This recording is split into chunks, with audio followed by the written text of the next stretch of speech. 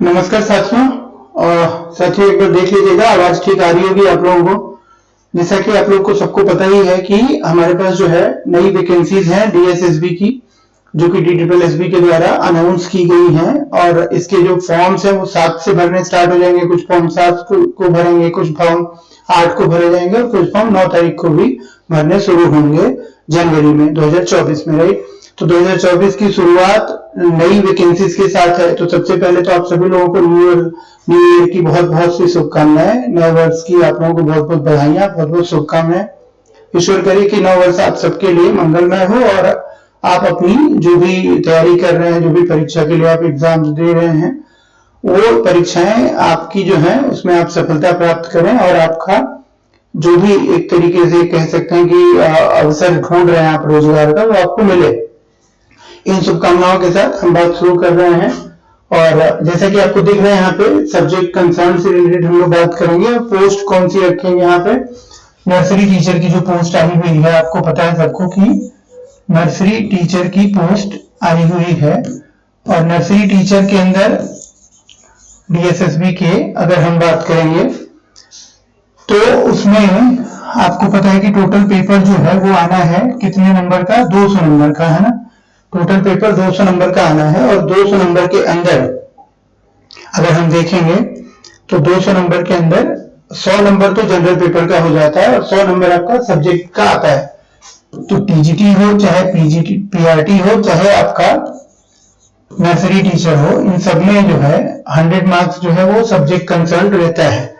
ठीक, तो nursery teacher हो गया या प्राइमरी टीचर हो गया या nursery teacher primary teacher special education हो गया या टीजीटी स्पेशल एजुकेटर हो गया, इन सब में जो सब्जेक्ट रहता है वो साइकोलॉजी रहता है, एजुकेशन साइकोलॉजी रहता है मेन सब्जेक्ट के रूप में, जिसके 100 क्वेश्चंस और 100 नंबर के आते हैं। ठीक, टोटल परीक्षा अगर हम लोग बात करें, थोड़ा सा देख लें परीक्षा का पैटर्न क्या होता है। आपको आइडिया तो है, लेकिन फिर भी जो बच्चे पहली बार दे रहे हैं पेपर, पहली बार सीटेट क्वालिफाई किया और अब पहली बार देंगे पेपर, उनके लिए ये जानकारी जरूरी है। तो क्या है वो कि देखिए DSSB की जो भी परीक्षाएं हैं टीचिंग वाली, अगर हम बात करें सबसे पहले टीचिंग रिलेटेड जो पोस्ट आई हुई है या जो आने वाली है, अगर टीचिंग सेक्टर की हम बात करें तो इसमें है आपको पता है कि नर्सरी टीचर की पोस्ट तो आई ही हुई है एनटीटी की। इसके अलावा इसमें पीआरटी की पोस्ट निकलने वाली है बहुत जल्दी, टीजीटी की भी पोस्ट निकलने वाली है जनवरी में ही कह रहे हैं, और पीजीटी के कई सब्जेक्ट्स की पोस्ट इसमें ऑलरेडी आ रखी है इस समय हमारे सामने, है ना। तो ये 4 टीचिंग एग्जाम्स हैं जो कि होंगे। अब इसमें अगर हम देखें पैटर्न क्या है इन एग्जाम्स का, तो इन एग्जाम्स के पैटर्न की अगर हम बात करेंगे तो इसमें हिंदी हो गया आपका, जैसे देखें यहाँ पे अगर हम बात कर रहे हैं तो एक तो हो गया हमारा जैसे हिंदी भाषा हो गई, इंग्लिश हो गई, ठीक है, प्लस मैथ्स हो गया आपका, रीजनिंग हो गया और जीएस हो गया। ये जनरल पेपर हो गया जो सब में आना है, ठीक है। ये 5 सब्जेक्ट जो आप देख रहे हो, 3, 4 और 5 में क्या हो गया, general studies and current affairs, है ना। जनरल स्टडीज और करंट अफेयर्स, ये 5 सब्जेक्ट के क्वेश्चंस तो हर एक एग्जाम में 2020 आएंगे ही आएंगे, ठीक है। तो टोटल ये 100 क्वेश्चंस तो इसके आते हैं, प्लस इसके अलावे जो हमारा मेन सब्जेक्ट है वो भी आएगा। तो ये जो कॉमन पेपर जिसको आप कह लीजिए, अगर आप कहना चाहें तो इसको क्या कह लें, कॉमन पेपर कह लें, ठीक है। तो कॉमन पेपर जो है ये रहता है आपका, एनटीटी में भी रहता है, पीआरटी में भी सेम रहेगा, यही टीजीटी में भी सेम रहेगा कॉमन पेपर के अंदर, और पीजीटी में भी सेम रहेगा। तो एक ही पेपर होता है, उसमें एक हिस्सा हो गया ये वाला जिसको कॉमन पेपर कह लीजिए, या इसी को पार्ट ए कह देता है डीएसएसबी। अगर हम डीएसएसबी की भाषा में बात करेंगे तो वो क्या कह देता है, पार्ट ए। तो ये सब में सेम रहता है। ये बात समझ में आई। अब देखिए अगर ये समझ में आ गई आपको, तो अब हम बात करते हैं कि मेन जो सब्जेक्ट है हमारा वो क्या होगा इसमें, है ना। मेन सब्जेक्ट क्या होगा, तो मेन सब्जेक्ट की अगर हम बात करते हैं तो मेन सब्जेक्ट क्या रहता है, देखिए मेन सब्जेक्ट में बेसिकली अगर हम बात करेंगे तो क्या रहेगा हमारा, एनटीटी के अंदर जैसे मेन सब्जेक्ट है आपका, मेन सब्जेक्ट किसको कह लीजिए आप, या सब्जेक्ट कंसर्न कह लीजिए, ठीक है। मेन सब्जेक्ट कह लीजिए या सब्जेक्ट कंसर्न कह लीजिए। यहाँ पे जैसा मैंने बताया एजुकेशन साइकोलॉजी ही रहेगा, और इसके अंदर क्या क्या आता है अभी हम लोग चर्चा करेंगे आज। ठीक है, यहाँ पीआरटी में भी क्या रहेगा, यही चीज रहेगी, सेम रहेगी। अगर पीआरटी स्पेशल एजुकेशन है तब भी सेम रहेगी, टीजीटी स्पेशल एजुकेटर है तब भी यही रहेगा। अदरवाइज टीजीटी में अलग अलग सब्जेक्ट्स के लिए अलग अलग सब्जेक्ट रहेंगे। जैसे किसी का सोशल स्टडीज है तो सोशल स्टडीज हो जाएगा, किसी का साइंस है तो साइंस हो सकता है, किसी का मैथ्स है तो मैथ्स हो सकता है, ठीक है, हिंदी है तो हिंदी हो जाएगा, भाषा और लिटरेचर, और इंग्लिश है तो इंग्लिश हो जाएगा, उर्दू है तो उर्दू हो जाएगा। इस तरीके से ये चेंज होता जाएगा, है ना। एंड अदर्स, तो जिसका जो रहेगा वो यहाँ पे मेन सब्जेक्ट हो जाएगा। पीजीटी में भी ऐसे ही रहेगा, है ना, यानी कि अलग अलग सब्जेक्ट्स हो सकते हैं। जैसे हिस्ट्री है, मान लीजिए हिस्ट्री की वैकेंसीज हैं, पॉलिटिकल साइंस की वैकेंसीज हैं, ठीक है, बहुत रेयर आती है पॉलिटिकल साइंस की वैकेंसीज, इस बार आई हुई है, आप देखिए। इसके अलावा आप देखोगे इसमें तो अलग अलग सब्जेक्ट्स हैं, जैसे मैथ हो गया साइंस के अंदर, फिजिक्स हो गया, है ना, केमिस्ट्री हो गई, बायो हो गई, ये सारे सब्जेक्ट्स इसमें आएंगे। प्लस ज्योग्राफी है, हिंदी है, इंग्लिश है ना, तो वो सारे सब्जेक्ट्स भी यहाँ पे मेन सब्जेक्ट्स हो जाएंगे। अब इनकी मार्किंग का पैटर्न क्या है, देखिए मेन सब्जेक्ट्स की अगर हम मार्किंग देखेंगे तो आपको पता लग जाएगा कि मेन सब्जेक्ट्स की मार्किंग है क्या। तो देखिए मेन सब्जेक्ट्स की मार्किंग इस तरीके से है कि भाई जैसे एनटीटी में ये रहेगा टोटल 100 क्वेश्चंस और 100 मार्क्स, ठीक है, 100 क्वेश्चंस 100 मार्क्स। पीआरटी में भी यही चीज है, 100 क्वेश्चंस है और 100 मार्क्स है। टीजीटी में भी सेम है, 100 क्वेश्चंस हैं और 100 मार्क्स हैं। और पीजीटी में यही चीज क्या हो जाएगा, 200 क्वेश्चंस हो जाएंगे और 200 मार्क्स हो जाएगा, 200 क्वेश्चंस और 200 मार्क्स। अब इसी हिसाब से अगर पेपर का पूरा हिसाब देखें आप, तो एनटीटी हमारा क्या दिख रहा है, हमें दिख रहा है कि एनटीटी में 5 सब्जेक्ट तो हो गए कॉमन वाले, ये वाले, जिसके कि 20-20 नंबर आ रहे हैं, जिसमें मैंने बताया आपको हिंदी हो गया, इंग्लिश हो गया, मैथ हो गई, रीजनिंग हो गई और जीएस हो गया, ठीक, ये 20-20 क्वेश्चंस हो गए। प्लस हमारे सामने क्या आ गया, सब्जेक्ट आ गया एजुकेशन साइकोलॉजी वाला, इसके हो गए 100 क्वेश्चंस। टोटल कितना हो गया, ये 200 क्वेश्चंस हो गए और 200 मार्क्स हो गए, ठीक है। टाइम कितना मिल गया हमें, 2 आवर्स का टाइम मिलता है इसके लिए। माइनस मार्किंग कितनी होती है अगर हम बात करें तो 0.25 की इसमें क्या होती है, नेगेटिव मार्किंग होती है, ठीक है। और यही एक एग्जाम होता है जिसके बेसिस पे सारा का सारा सिलेक्शन होना है। एनटीटी में भी सेम है और पीआरटी का भी अगर हम देखेंगे स्ट्रक्चर तो सेम ही है, ठीक है। टीजीटी का भी स्ट्रक्चर देखेंगे तो सेम ही है, टीजीटी में भी यही स्ट्रक्चर है ना, यानी कि सब्जेक्ट के सर नंबर। ये पीआरटी, टीजीटी और एनटीटी तीनों का हो गया। अब अगर पीजीटी की बात करिए आप, तो पीजीटी में थोड़ा सा चेंज हो जाएगा। क्या है पीजीटी में, अगर हम देखेंगे तो कॉमन में तो वही है 1, 2, 3, 4 और 5 सब्जेक्ट, जैसे कि हिंदी, इंग्लिश, मैथ, रीजनिंग और जीएस, ये सारे उसी तरीके से 20-20 मार्क्स के हैं भाई, एक बार देख लीजिए इसको भी। प्लस यहाँ पे जो सब्जेक्ट है हमारा, जो भी सब्जेक्ट कंसर्न है वो 200 क्वेश्चंस का है, तो टोटल कितने हो गए यहाँ पे 300 क्वेश्चंस हो गए और 300 मार्क्स हो गया, है ना। टाइम यहाँ पे हमें कितना मिल गया, टाइम हमें यहाँ पे मिल जाएगा इसी तरीके से, टाइम भी बढ़ना चाहिए तो 3 आवर्स का टाइम मिल जाता है। नेगेटिव मार्किंग 0.25 की यहाँ पे भी रहती है, 1/4, यानी कि 4 गलत करेंगे तो 1 नंबर हमारा सही वाला भी डिडक्ट हो जाएगा, कम हो जाएगा। तो ये जो पैटर्न हो गया। अब हम बात करते हैं पीआरटी और एनटीटी के अंदर जो हमारा मेन सब्जेक्ट है एजुकेशन साइकोलॉजी वाला, इसमें क्या क्या आएगा, किस तरीके से हम इसको पढ़ेंगे। तो देखिए यहाँ पे सब्जेक्ट कंसर्न 100 मार्क्स है, जैसे मैंने बताया नर्सरी टीचर में भी है, और सेम चीज अगर हम बात करेंगे तो कहाँ पे आएगी यही चीज, पीआरटी में भी आएगी, है ना, पीआरटी में भी यही चीज आएगी। तो नर्सरी टीचर हो गया, प्लस अगर हम बात करें तो पीआरटी यानी कि प्राइमरी टीचर, इन दोनों में ही सेम चीज आनी है, नर्सरी टीचर में भी और पीआरटी में भी, है ना। अभी फिलहाल जो पोस्ट निकली हुई है, कौन सी निकली हुई है, नर्सरी की। पीआरटी की जो पोस्ट एक्सपेक्टेड है वो कब है, जनवरी 2024 में एक्सपेक्टेड है, शायद फर्स्ट या सेकेंड वीक तक आ जाएगी टीजीटी और पीआरटी की भी। तो ये हिसाब किताब अभी आपको समझ आ रहा होगा। अब अगर सब्जेक्ट के अंदर हम डिस्कशन करना चाहें कि भी क्या क्या आएगा, तो देख सकते हैं हम लोग कि इसके अंदर जैसे पहला एक सेक्शन हम ले लेते हैं एजुकेशन साइकोलॉजी का, ठीक है, शिक्षा से संबंधित मनोविज्ञान की, मनोविज्ञान की जो थ्योरीज हैं उनका क्या एप्लीकेशन है ना, वो सारी चीजें यहाँ पे हमारे काम की हो जाती है, जो कि ब्रॉड एस्पेक्ट है, इसके अंदर ही सारी चीजें शामिल हो जाती है।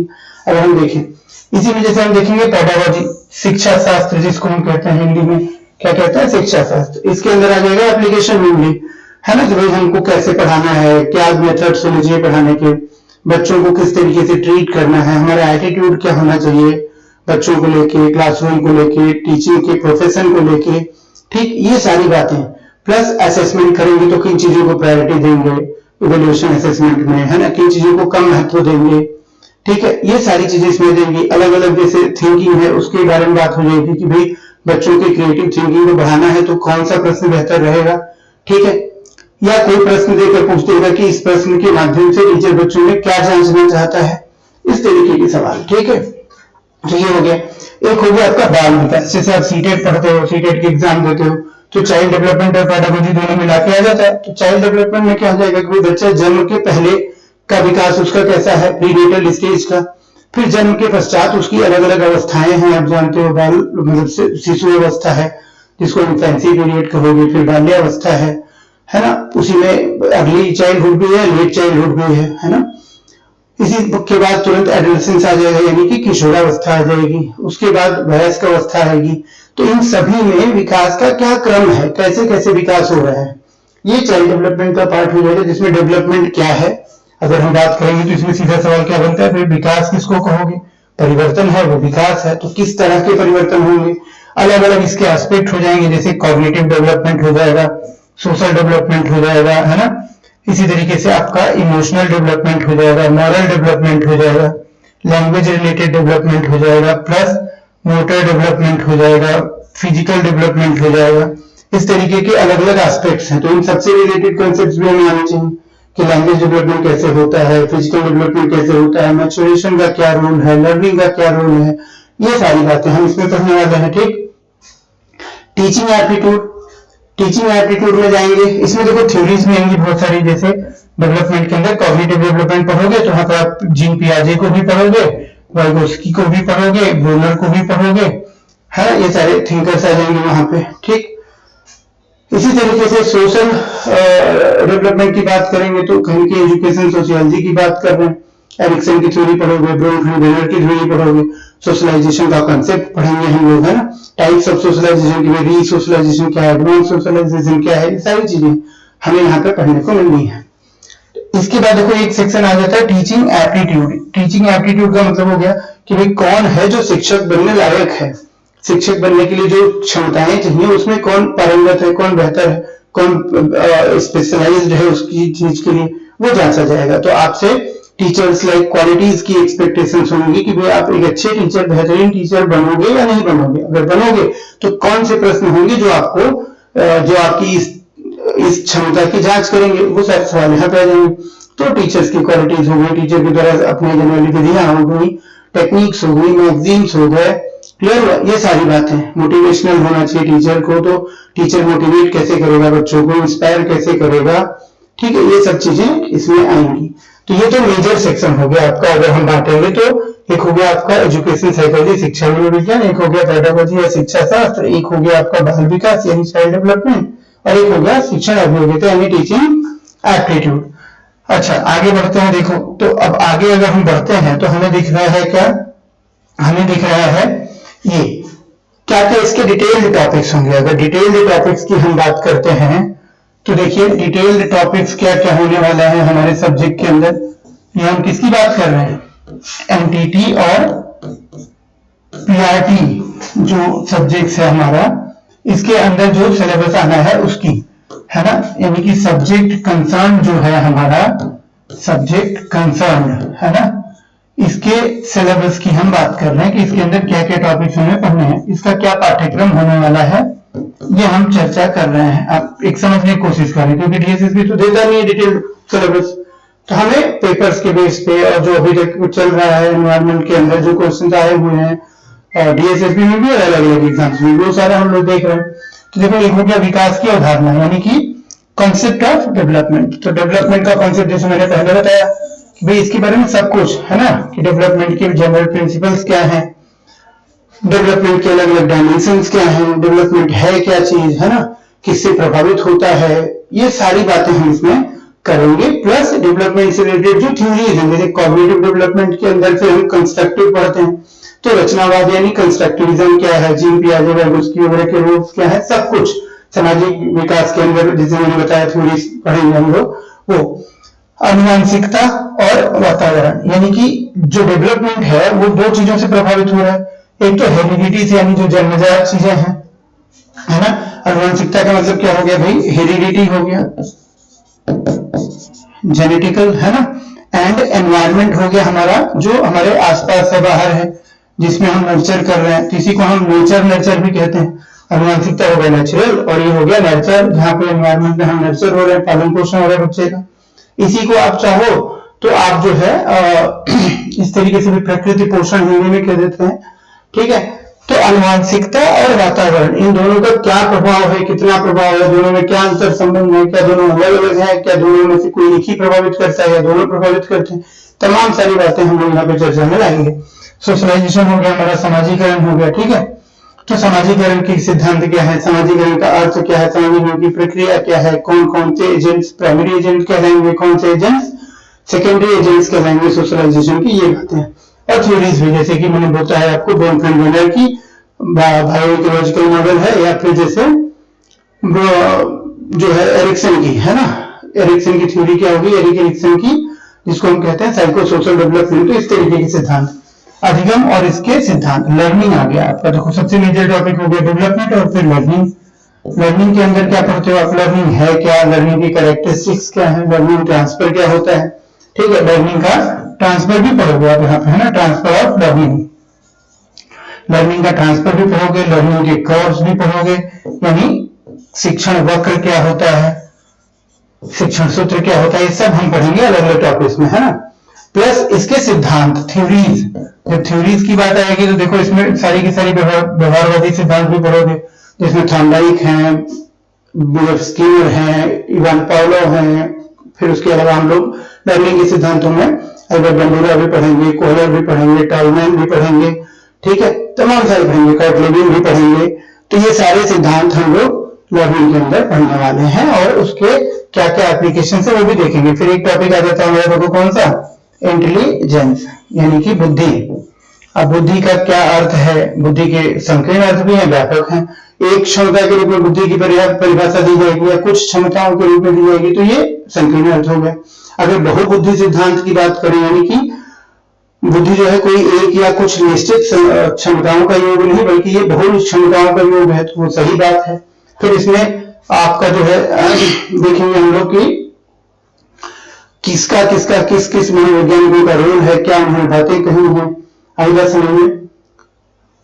तो बिल्कुल साइमन का योगदान देखेंगे। फिर उसके बाद हम आईक्यू का फॉर्मूला देखेंगे, आईक्यू के फॉर्मूले के आधार पर उसका मीनिंग क्या है, यानी कितनी रेंज से कितनी रेंज तक का आईक्यू है तो बच्चे को क्या कहा जाएगा, ये अलग अलग डिविजन्स हैं, सारा पढ़ेंगे। आईक्यू का फॉर्मूला दिया किसने, सबसे पहले किसने दिया, तो आप पढ़ते हो विलियम स्टर्न ने दिया। फिर किसने इसमें बात की, तो आप देखते हो 1916 में बात की किसने, स्टर्न ने तो 12 में दिया, जर्मनी में 16 में बात की इस पर लुईस मेडिसन टर्मन ने, तो टर्मन का फॉर्मूला माना जाता है। फिर उसके बाद इसी के अंदर हम स्पेयरमैन की थ्योरीज हो गई, थर्स्टन का थ्योरी हो गया, जेपी गिलफोर्ड की थ्योरी हो गई, मल्टीपल इंटेलिजेंस हो गया गार्डनर का, ये तमाम, ठीक है। फ्लूइड इंटेलिजेंस और क्रिस्टलाइज्ड इंटेलिजेंस भी पढ़ेंगे हम लोग, हॉर्मन कैटल का। तो ये सारे सिद्धांत हम लोग यहाँ पे देखेंगे। फिर अभिप्रेरणा, बुद्धि परीक्षण भी देखेंगे। अभिप्रेरणा यानी मोटिवेशन, ठीक है। आप देखते हो कि थ्योरीज के अंदर रीइंफोर्समेंट की बार बार बात की जाएगी, तो उसी को मोटिवेशन के रूप में हम पढ़ेंगे। मास्लो की थ्योरी पढ़ेंगे, है, और कुछ एक दो सिद्धांत और पढ़ लेंगे जरूरी वाले, जैसे क्लेटन वेल्डर्फर है या फिर जो है विक्टर ब्लूम है। तो मोटिवेशन क्या है, एक्सटर्नल मोटिवेशन क्या है, इंटरनल क्या है, मोटिव्स क्या क्या हो सकते हैं, तमाम सारी चीजें, है ना। कौन सा बेहतर है कौन सा नहीं है, ये सब हम इसमें पढ़ने वाले हैं। इसके अलावा आगे देखें अगर हम लोग तो क्या पढ़ेंगे हम लोग इसमें, देखिए एक हो गया आपका शैक्षिक दर्शन, एजुकेशनल फिलोसफी, जिसमें कि हम अलग अलग दर्शनों के बारे में बात करेंगे कि अगर एजुकेशन को आइडियलिज्म के पर्सपेक्टिव से देखें तो क्या होगा, रियलिज्म के पर्सपेक्टिव से देखेंगे तो क्या इसके ऊपर असर है, अगर हम नेचुरलिज्म के रूप में देखें तो एजुकेशन में किस चीज को महत्व दिया जाना चाहिए, अगर प्रैग्मेटिज्म के रूप में देखेंगे तो क्या होगा, है ना। इसके अलावा जो है कंस्ट्रक्टिविज्म है, रिकंस्ट्रक्टिविज्म है, तमाम सारी चीजें हैं, प्रैग्मेटिज्म, ठीक है। ये प्रयोजनवाद हो गया, प्रकृतिवाद हो गया, यथार्थवाद हो गया, आदर्शवाद हो गया और अन्य भी तमाम सारे। अब इसी में जैसे एक मैंने बताया थ्योरी के अंदर अप्रोचेज हैं अलग अलग, जैसे संरचनावाद है जिसको हम स्ट्रक्चरलिज्म कहते हैं। यहाँ पे साइकोलॉजी की शुरुआत यहाँ से होती है, अगर आप देखोगे तो स्टार्ट होता है विलियम वुंट और ईबी टिश्नर ने दिया है संरचनावाद के बारे में अपने विचार। और विलियम वुंट को एजुकेशन मतलब साइकोलॉजी का फादर माना जाता है, एजुकेशन साइकोलॉजी का थॉर्नडाइक को माना जाता है, तो तमाम सारी चीजें। व्यवहारवाद उसके बाद आता है, तो व्यवहार मतलब जो संरचनावाद की कमियां थी उसको दूर करते हुए प्रकार्यवाद आया, फंक्शनलिज्म आया, फिर व्यवहारवाद आया। व्यवहारवाद के जनक माने जाते हैं कौन? जेबी वॉटसन। इसके अंदर जो सिद्धांत है हमने बताया अभी कि कोहलर है, कोफका है, सॉरी आपका इवान पाउलर है, थॉर्नडाइक है ना, और स्किनर वगैरह है, वॉटसन है, रेनर है, गथरी है, ये सारे इसके सिद्धांतकार हो गए, मनोवैज्ञानिक हो गए। फिर आता है इसकी कमियों को दूर करते हुए क्या? संज्ञानवादी। ये बुद्धि की उपेक्षा करता है, ये बुद्धि को कंसीडर करता है, ये प्रैक्टिस से सीखने की बात करता है, ये समझ और अनुभव के आधार पर सीखने की बात करता है। इसी के अंदर आ जाएगा रचनावाद, कंस्ट्रक्टिविज्म, जिसमें जीन पियाजे इसके ओरिजिनेटर माने जाते हैं या प्रमुख प्रवर्तक माने जाते हैं। पाइडोस्की महत्वपूर्ण विचारक है, दूसरे ब्रूनर हैं। ठीक है, तो रचनावाद पढ़ेंगे हम लोग। मनोविश्लेषणवाद यानी सिगमंड फ्रॉइड का आप नाम सुने ही होंगे। ठीक है, तो सिगमंड फ्रॉइड का जो सिद्धांत है पूरा का पूरा, इन्होंने व्यक्तित्व के बारे में बताया है ना, और साथ में माइंड के बारे में, व्यक्तित्व के हिस्से बताया कि ईड है, ईगो है, सुपर ईगो है। माइंड के बारे में बताया अनकॉन्शियस है, सब कॉन्शियस है और कॉन्शियस है। अनकॉन्शियस के ऊपर ज्यादा फोकस किया इन्होंने। साथ में थ्योरीज भी दी डेवलपमेंट की अपनी। ठीक है, 5 स्टेजेस में उसको बांटा। आपको पता ही ओरल है, एनल है ना, उसके अलावा आपका फैलिक स्टेज हो गया, है ना, तो ये सारी जेनाइटल हो गया लास्ट स्टेज उसका, और जो है लेटेंट हो गया चौथा, फैलिक हो गया तीसरा, एनल हो गया दूसरा और ओरल हो गया पहला। ये भी बताया इन्होंने। साथ में बहुत सारे कंसेप्ट छोटे छोटे हैं, जैसे थैनोस किसको कहेंगे, या फिर जैसे मान लीजिए इलेक्ट्रा कॉम्प्लेक्स क्या है, ओइडिपस कॉम्प्लेक्स क्या है, ये सारी चीजें इसमें। डिफेंस मैकेनिज्म आएगा कि भाई एंजाइटी है, गिल्ट है, तो गिल्ट को दूर करने के हम कौन से मैकेनिज्म्स का इस्तेमाल करते हैं। प्रतिक्रिया निर्माण, जैसे रिएक्शन बिल्डिंग है, रिप्लेसमेंट है, निस्थापन है, ठीक है, डिनायल है यानी मना करना या नकारना, ये तमाम चीजें। मानववाद आ जाएगा उसके बाद। मानववाद मतलब ह्यूमनिज्म, जो कि कार्ल रोजर्स और मास्लो के द्वारा बेसिकली दिया गया है। तो इसमें मानव के ऊपर ज्यादा फोकस है। ये सब चीजें हम समझेंगे, और इसका शिक्षा में क्या क्या कहाँ प्रयोग है, कैसे है, ये देखेंगे। फिर पर्सनालिटी एक हो गया कंसेप्ट आपका। व्यक्तित्व के प्रकार क्या है, पर्सनालिटी के अंदर अलग अलग प्रकार हैं, जैसे करिश्मेटिक व्यक्तित्व है, फिर उसके अलावा बॉडी टाइप के आधार पर भी है, इसमें का क्लासिफिकेशन है। मेमोराइजेशन आ जाएगा, फॉरगेटिंग इसके साथ अपने आप अटैच हो जाएगा, है ना, कि जब हम मेमोरी की बात करेंगे तो इसमें 2 कैरेक्टरिस्टिक्स होती हैं, रिमेम्बरेंस यानी रिमेम्बरिंग, और फॉरगेटिंग याद करना और भूल जाना। तो इसके ऊपर क्या एबिंगहॉस का क्या विचार है, अलग अलग हम इसमें भी लुटविन का क्या विचार है, ये सब पढ़ेंगे थोड़ा सा। पाठ्यचर्या अब आ जाएंगे पेडागोजी पे या प्रैक्टिकल चीजों पे, अप्लाइड पार्ट पे। तो अप्लाइड पार्ट पे सबसे पहले क्या देखने वाले हैं हम लोग, देखो करिकुलम क्या है, पाठ्यचर्या क्या है। करिकुलम के अंदर आप देखोगे कि करिकुलम जो है एक ब्रॉड कंसेप्ट है, जिसके अंदर सिलेबस वगैरह सारी एक्टिविटीज वगैरह सब शामिल हो जाती हैं। तो इसके अंदर ऑब्जेक्टिव्स भी हैं, कंटेंट प्लानिंग भी है, सिलेक्शन ऑफ कंटेंट जिसको कहते हैं, ग्रेडिंग है, ऑर्गेनाइजेशन है, सीक्वेंसिंग है, इंडेक्सिंग है, सब आ जाएगा। फिर टेक्स्ट बुक डिजाइनिंग भी आ जाएगी। फिर उसके बाद आप कंटेंट तैयार हो गया तो आएगा टीचिंग लर्निंग एक्सपीरियंसेस, जो क्लासरूम में चीजें हो रही हैं, जो भी मेथड्स यूज हो रहे हैं, जो भी टेक्निक्स हो रही है, जो भी टीचिंग एड्स यूज हो रहे हैं, जो टीचर्स हैं, जो एक्टिविटीज कराई जा रही है, वो सब ठीक। उसके बाद आ जाएगा इवैल्यूएशन। तो इवैल्यूएशन सिर्फ बच्चों को तो होगा नहीं, पूरे करिकुलम का भी होगा कि कोई ऑब्जेक्टिव सही थे कि नहीं, कंटेंट सही था कि नहीं, बुक सही से डिजाइन हुई कि नहीं, ठीक है, पढ़ाया ठीक से गया कि नहीं, पढ़ाने में कोई जो असुविधा तो नहीं है, इंफ्रास्ट्रक्चर की कमी तो नहीं है, इवैल्यूएशन का तरीका ठीक है कि नहीं, तो सब कुछ को इवैल्यूएट किया जाएगा। और उसके आधार पर फिर नई योजना बनेगी, करेक्टिव मेजर्स लिए जाएंगे, ठीक है, सुधारात्मक प्रयास। शैक्षिक योजना एक टॉपिक हो जाता है प्लान, एजुकेशन प्लान, जिसमें ईयरली प्लान होता है, फिर यूनिट प्लान होता है, फिर लेसन प्लान होता है। उसके बारे में कैसे हम पूरे सत्र को बांटेंगे अलग अलग पाठ्यक्रम के हिसाब से, अलग अलग हिस्सों में, है ना। और हर कक्षा का भी पाठ योजना क्या होगा, हर बोर्ड का जैसे प्लान है, 5 स्टेप प्लान बोलते हैं, वो सब।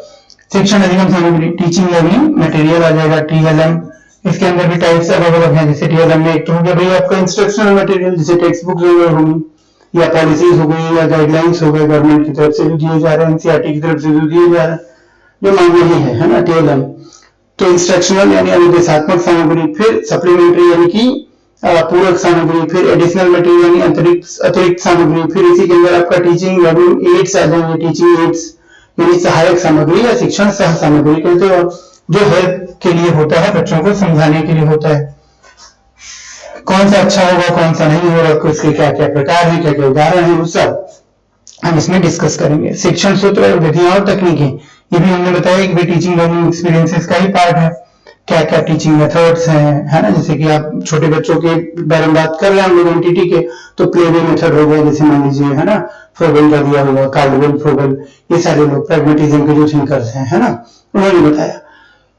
लर्निंग बाय डूइंग है, इंडक्टिव लर्निंग है, ये सब आगमनात्मक अधिगम हो गया, आगमन विधि से सीखेंगे, काम करके सीखेंगे तो लर्निंग बाय डूइंग हो गया, हैंड्स ऑन एक्सपीरियंसेस से सीखेंगे, खुद के अनुभव से, है ना, ये सब चीजें जिनके आगे भी इसमें योगदान दे रहे हैं, साथ साथ जो प्रैग्मेटिक थिंकर्स हैं फ्रोबेल वगैरह, ये भी योगदान दे रहे हैं, तो ये सब पढ़ेंगे हम लोग। मैगजीन्स में आप पढ़ोगे इंडक्टिव टू डिडक्टिव है, डायरेक्ट टू इनडायरेक्ट है, एनालिसिस टू सिंथेसिस है ना, होल टू पार्ट है, या फिर आप कह सकते हो इसको कॉन्क्रीट टू एब्स्ट्रैक्ट है, ये सारी चीजें इसमें आ जाएंगी। इसके बाद क्या बचता है, देखो शिक्षण वक्र, जो मैंने पहले बताया लर्निंग कर्व, यानी जब हम पढ़ना शुरू करते हैं तो लर्निंग कर्व किस तरीके से बनता है।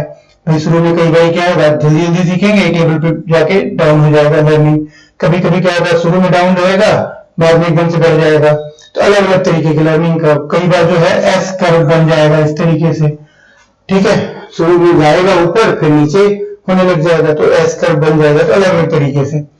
परीक्षा और जांच यानी कि असेसमेंट की बात जब हम करेंगे तो ये पूरा आपका जो है दो टॉपिक असेसमेंट के ऊपर हो गया है ना, परीक्षा और जांच पे, कि भाई टेस्ट कितने प्रकार के हो सकते हैं, उनमें क्वेश्चंस कितने प्रकार के होंगे, ठीक है, उन क्वेश्चंस के अंदर ओपन एंडेड क्या होगा, क्लोज एंडेड क्वेश्चन कौन से होंगे, डाइवर्जेंट थिंकिंग को कौन जांचेगा, कन्वर्जेंट को कौन जांचेगा, ये तमाम बातें आ जाएंगी इसके अंदर। परीक्षा की क्वालिटीज क्या होती है, वैलिडिटी क्या है, रिलायबिलिटी क्या है, कॉम्प्रिहेंसिवनेस क्या है, ऑब्जेक्टिविटी क्या है, ये सब चीजें अपन डिस्कस करेंगे यहाँ। असेसमेंट के टाइप्स की भाई असेसमेंट में समेटिव है, फॉर्मेटिव है, असेसमेंट फॉर लर्निंग है, ऑफ लर्निंग है, विद लर्निंग है, एज लर्निंग है, क्या है ये सब, है ना, मूल्यांकन और आकलन के अंदर। पोर्टफोलियो असेसमेंट क्या है, सीसीई का क्या कंसेप्ट है, ये तमाम ओपन बुक एग्जाम्स कैसे होते हैं, क्या फायदे हैं उसके, ये तमाम चीजें हम लोग, अचीवमेंट टेस्ट क्या है, ये प्रकार वगैरह सब इसमें आ जाएगा। वैयक्तिक भिन्नता, इंडिविजुअल डिफरेंस, कि भाई हर बच्चा जो है क्या होता है, एक दूसरे से भिन्न होता है, तो इंडिविजुअल डिफरेंस है, किन आधारों पे इंडिविजुअल डिफरेंस है और क्या इसका महत्व है, क्या इसका रेफरेंस है, क्यों ये हम जान रहे हैं शिक्षा के अंदर।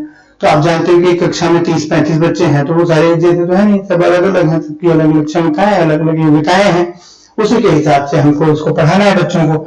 चाइल्ड सेंट्रिक हमारी क्लास होनी है, तो चाइल्ड सेंट्रिक होनी है, मदर टीचर का कॉन्सेप्ट है छोटे बच्चों में। तो जब तक आप बच्चों को जानोगे नहीं, ठीक से समझोगे नहीं, क्या उनकी क्षमता है, क्या उनकी कमी है, क्या उनमें अच्छाई है, कहाँ पे वो थोड़े से दूसरे बच्चों से अलग है, तब तक हम उसको बेहतर तरीके से डेवलप करने के लिए गाइड नहीं कर पाएंगे। तो वो हम इसमें पढ़ लेते हैं। विशेष आवश्यकता वाले बालक, इसी से निकल के आ जाएगा कॉन्सेप्ट हमारा कि भाई कौन से बच्चे हैं जिनको स्पेशल नीड है, CWSN, children with special needs. इसमें डिसेबिलिटी वाले बच्चे या एम्प्लॉयमेंट वाले बच्चे आ जाएंगे, है ना, प्रॉब्लम चिल्ड्रन आ जाएंगे, डेलिक्वेंट्स आ जाएंगे, जो बाल अपराधी होते हैं, समस्या बालक हो गए, अंडर अचीवर्स हो गए, जो कम उपलब्धि वाले बालक हैं, गिफ्टेड बच्चे हो गए जो कि प्रतिभाशाली हैं, गिफ्टेड हैं, मतलब एक तरीके से टैलेंट के आधार पे कह लो, IQ के आधार पे कह लो, या क्रिएटिविटी के आधार पे, तीन आधार होते हैं गिफ्टेडनेस के, है ना, प्रतिभाशीलता के। ये तमाम समावेशी शिक्षा यानी कि ऐसी शिक्षा व्यवस्था जिसमें कि हर तरह के बच्चे पढ़ेंगे। हर तरह के बच्चे पढ़ेंगे का मतलब हो गया कि भाई उसमें तमाम प्रकार के अलग अलग बच्चे भी एक साथ कक्षा में बैठेंगे और पढ़ेंगे, इस तरीके से क्लास होगी। तो समावेशी शिक्षा क्यों जरूरी हुई, पहले विशेष शिक्षा थी, फिर एकीकृत शिक्षा आई, फिर समावेशी यानी कि स्पेशल एजुकेशन इंटीग्रेटेड, और फिर इंक्लूसिव। एजुकेशनल रिसर्च से रिलेटेड प्राइमरी डेटा क्या होता है, सेकेंडरी डेटा क्या होता है, हाइपोथेसिस क्या होती है, और मीन मीडियम मोड वगैरह का कंसेप्ट जो स्टैटिस्टिक्स से लिंक हो जाता है। बहुत बेसिक, कभी कभी पूछ सकता है, ज्यादा नहीं पूछता है, एमडीटी में तो बहुत कम चांस।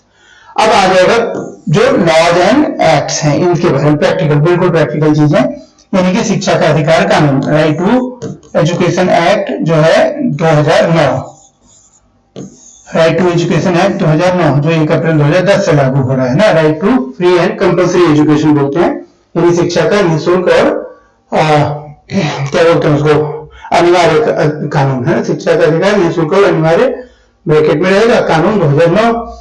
इसके बारे में देखेंगे क्या क्या मुख्य मुख्य प्रावधान है कि कक्षा में संख्या कितनी होनी चाहिए, पीपल टीचर रेशियो क्या है, क्या क्या इंफ्रास्ट्रक्चर जरूरी है, तमाम बातें है ना। सीसीई का कॉन्सेप्ट भी इसी में दिया गया था सबसे पहली बात, तो वो सारी चीजें। राष्ट्रीय पाठ्यक्रम ढांचा एनसीएफ, और ये हो गया आपका NPE national policy on education कह लीजिए, या इसको एनईपी कह लीजिए, सबसे बढ़िया है नेशनल एजुकेशन पॉलिसी। तो आपको पता है कि पहली एजुकेशनल पॉलिसी 1968 में आई, फिर कब आई 1986 में आई, अभी तक वही चल रही थी, अब कौन सी आई, नई आई 2020 में, इसको रिवाइज बाद में किया गया बीच बीच में। एनसीएफ भी इसी तरीके से अलग अलग टाइम से बनना शुरू हुआ, 1975 से शुरू हुआ और आते आते अभी तक क्या चल रहा था हमारा, 2005 का एनसीएफ चल रहा था, अब नया बना है 2023 का ड्राफ्ट। तो उसके बारे में हमें जानना है क्या है उसमें विशेष से क्या खास है। विभिन्न शिक्षा आयोग और समितियां, की राष्ट्रीय शिक्षा आयोग जैसे कोठारी आयोग है, ठीक है, और भी तमाम सारे आयोग बने शिक्षा के स्वतंत्रता प्राप्ति के बाद, और पहले तो थे ही, तो उन सबके क्या सुझाव रहे, कौन कौन से सुझाव लागू किए गए, वो सारी चीजें। समितियां भी जैसे यशपाल समिति की रिपोर्ट आप पढ़ते हो, लर्निंग विदाउट बर्डन है ना, 1993 में रिपोर्ट आई, 92 में गठित हुई थी समिति, एक सदस्यीय समिति थी, यशपाल शर्मा इसके अध्यक्ष थे मतलब, और इसने रिपोर्ट अपनी दी। इसका कंसेप्ट क्या था कि लर्निंग विदाउट बर्डन, बिना बोझ की शिक्षा होनी चाहिए, learning should be for the sake of learning, बच्चे सीखने के लिए सीखे, ना कि किसी चीज को अचीव करने के लिए या कोई परीक्षा पास करने के लिए, ना तो अंक प्राप्त करने के लिए। ये तमाम चीजें हम यहाँ देखेंगे। शिक्षा संबंधी कार्यक्रम और योजनाएं, सरकार की जो योजनाएं हैं जैसे सर्व शिक्षा अभियान है, मिड डे मील योजना है, ठीक है, ये सारी। और कार्यक्रम के अंदर सीएमसी वगैरह की जो एसएमसी वगैरह की जो प्लान है, स्कूल मैनेजमेंट कमेटी वगैरह के, वो भी जिसमें पेरेंट्स की भूमिका वगैरह रहती है, यानी कि 75% मेंबर्स उसके कौन रहते हैं, अभिभावकों में से रहते हैं, बच्चे के पेरेंट्स में से भी रहते हैं, ठीक है। 16 सदस्य होते हैं। नेशनल लेवल पर अगर हम बात करेंगे तो 16 में से 12 कौन होते हैं, पेरेंट्स होते हैं, किसमें, एसएमसीज में है ना, स्कूल मैनेजमेंट कमिटीज में। तो पेरेंट्स की भूमिका बढ़ाने की बात है, कम्युनिटी पार्टनरशिप की बात है, वो सब चीजें देख लेंगे। शिक्षा में सूचना और संचार प्रौद्योगिकी है ना, तो सूचना और संचार प्रौद्योगिकी के ऊपर बड़ा जोर है भाई। शिक्षा के अंदर फ्लिप्ड लर्निंग है, हाइब्रिड लर्निंग है, ये सारी चीजें हैं, उसको समझेंगे। मल्टी लिंग्विस्टिसिटी क्या है, बहुभाषिकता क्या है, इसका क्या महत्वपूर्ण एक तरीके से योगदान है, क्यों ये जरूरी है, ये सब, और अन्य महत्वपूर्ण मुद्दे जो भी एक्स्ट्रा रह जाएगा। तो 2020 में जो नई पॉलिसी है उसमें क्या क्या नया है, फैलन है, निपुण मिशन चलाया गया है, दीक्षा पोर्टल लॉन्च किया गया है, क्लास 6 से ही कोडिंग वगैरह। तो हमें तो एनडीटी के लेवल पे बात करनी है। पहली बार ऐसा हुआ है कि 3 से 6 साल के बच्चों की शिक्षा को भी दायरे में लाया गया है, सार्वजनिक शिक्षा के दायरे में लाया गया है। पहले वो 6 से 14 साल के बच्चों के लिए मतलब अनिवार्य शिक्षा दी जा रही थी, अब वो क्लास 3 से लेके 12th क्लास तक, यानी एज 3 ईयर्स से लेके 14 ईयर्स तक आप कह लीजिए, या 18 ईयर्स तक, 14 भी नहीं बल्कि 18 ईयर्स तक की पूरी योजना है शिक्षा की, अलग अलग है ना। 4 स्तरों में बांटा गया उसको, फाउंडेशनल लेवल है, प्रिपरेटरी लेवल है, मिडिल लेवल है, सेकेंडरी लेवल। फाउंडेशनल में कक्षा आप बोल सकते हो एलकेजी यूकेजी कह लो या नर्सरी कह लो, प्री प्राइमरी, यानी कि 3 साल की उम्र जैसे शुरू होगी बच्चा एडमिशन ले लेगा। प्री प्राइमरी 3 साल पढ़ेगा, 3 से 6, और 7-8 वो पढ़ लेगा क्लास 1 और 2। तो एक तरीके से 3 साल की उम्र से लेके, है ना, और क्लास 2 तक जो पढ़ाई है वो फाउंडेशनल लेवल की है। उसके बाद आपका प्रिपरेटरी जो है वो आ जाएगा क्लास 3, 4, 5 का, फिर आ जाएगा मिडिल 6, 7, 8 क्लास आ जाएगी उसके अंदर, और फिर आ जाएगा सेकेंडरी जिसमें आपका 9, 10, 11, 12 आ जाएगा। ये 4 स्तर बनाए गए इसके अंदर, और भी बहुत सारी बातें हैं वो भी पढ़ेंगे, ठीक है। तो दिस इज द सिलेबस। अगर हम बात करेंगे सिलेबस की तो ये है हमारा सिलेबस, है ना, और इस तरीके के सिलेबस के हिसाब से हम पढ़ेंगे। और आपको मैंने बता ही दिया कि डीएसएसबी की तरफ से ये वैकेंसी जो है ऑलरेडी अनाउंस हो चुकी है, जिसमें कि एनटीटी की वैकेंसीज आ चुकी हैं, और साथ साथ पीजीडीज की वैकेंसीज आ चुकी हैं टीचिंग के अंदर। नॉन टीचिंग के अंदर अगर हम बात करेंगे तो डीएसएसबी की नॉन टीचिंग की भी तमाम सारी वैकेंसीज हैं, जिसमें कि बेसिकली अगर हम बात करें तो लोअर डिवीजन क्लर्क की टाइपिस्ट वगैरह के साथ इसमें टाइपिंग की भी स्किल्स चाहिए होती हैं, ठीक है, टाइपिंग स्किल भी चाहिए होती है। तो लोअर डिवीजन क्लर्क की वैकेंसी है। इसमें पेपर जो रहता है वही 5 सब्जेक्ट रहते हैं, मैथ, रीजनिंग, इंग्लिश, जीएस और हिंदी। बस ये है कि ये क्वेश्चंस 20 ना होके 40-40 हो जाएंगे भाई, ठीक है, 40-40 हो जाएंगे। तो ये टोटल 200 क्वेश्चंस, 2 घंटे का पेपर और नेगेटिव मार्किंग 0.25 इस तरीके से। तो जो नॉन टेक्निकल है, नॉन टीचिंग है, उसका यही सिलेबस रहता है, और बाकी जो टेक्निकल सब्जेक्ट है उसमें कॉमन पेपर तो सेम रहता है जैसे टीचिंग में था, यानी यही 5 सब्जेक्ट 20-20 नंबर के, और बाकी का 100 नंबर सब्जेक्ट रिलेटेड रहता है। तो आप देख लीजिए, अपनी तैयारी को जो है शुरू कर लीजिए अच्छे से, क्योंकि ये आपको पता है 2024 में इलेक्शन होने हैं, तो ये अच्छा मौका होगा सबके लिए, जॉब्स की अपॉर्चुनिटीज आएंगी, और जो भी आपका technical, non technical, teaching criteria है उसको आप पूरा करने के लिए तैयारी में लग जाइए, और अपना जो भी टारगेट है उसको सेट करके अच्छे से टाइम टेबल बना के पढ़ के कायदे की जगह से, कायदे के मटेरियल से अपना सिलेक्शन इंश्योर कीजिए, ठीक है। शुभकामनाएं हमारी आपके साथ हैं, नव वर्ष की भी और सफलता की भी, दोनों की ही शुभकामनाएं आपको मैं अभी से अग्रिम में दे दे रहा हूँ, एडवांस में दे दे रहा हूँ। अभी जो हमने चर्चा की है वो बेसिकली चर्चा की हमने नर्सरी टीचर को स्पेशली फोकस करके, प्लस बाद में पीआरटी अगर आती है तब भी यही चर्चा आपको काम आ जाएगी, ठीक है। फिलहाल हमने नर्सरी, अब इसके बैच भी सीजीएस में शुरू हो चुके हैं। नंबर ये है आपका 97 11 41 47 और 83। इस नंबर पे आप व्हाट्सएप कर लीजिए, और भी नंबर्स हैं, वेबसाइट्स हैं, वो सारी जानकारी आपको मिल जाएगी। एंड्रॉइड पे ऐप भी एसएचएस कोचिंग का, वो भी आप देख सकते हो, सारी डिटेल इस वीडियो के डिस्क्रिप्शन बॉक्स में आपको मिल जानी है। तो आप अपनी बातचीत करिए और शुरू करिए बैच, 2 तारीख से बैच शुरू हो जाएंगे, ट्यूसडे से, 2 जनवरी 2024 से, ठीक है। धन्यवाद। ऑनलाइन भी है, ऑफलाइन भी है, बहुत बढ़िया। फिर मिलते हैं आपसे, थैंक यू।